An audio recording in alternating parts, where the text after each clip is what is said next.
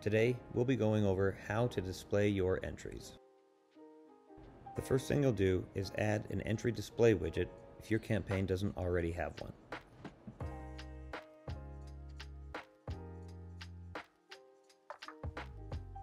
Next, choose a list you want to display. You can choose an existing list or create a new one. For this example, we'll choose an existing list that's also connected with our form container. Now you can set up how you want to sort your entries. You can do that here. You can adjust how many entries per page you want to display, but keep in mind this can affect load times for page visitors. Under filtering, you can choose to hide unapproved entries, filter by votes, categories, or filter by label. Next, click the Voting tab. The first thing we'll do on this page is choose how the votes are displayed. You can choose to show the vote count, vote percentage, or to hide the votes completely. Once the selection is made, the entry preview on the right will show you how it looks.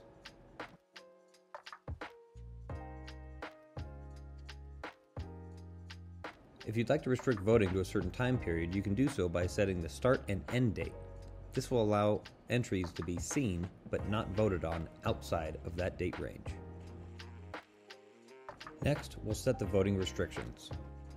You can restrict voting by anonymous fingerprint, anonymous IP, and email. For a description of what each of these mean, check the help doc in the video description below.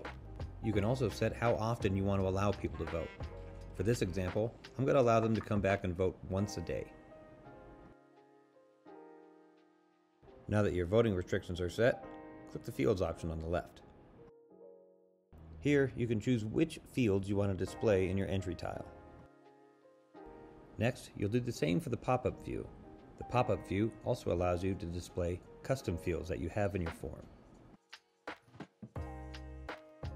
Now that your fields are set up, it's time to set up your sharing options. Click the Share tab on the left.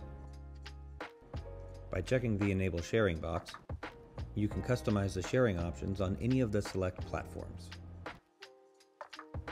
Now, click the Visibility tab.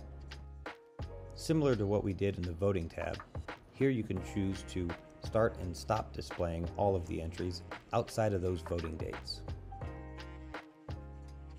Now, click Save and Exit, and you are all set to display your entries.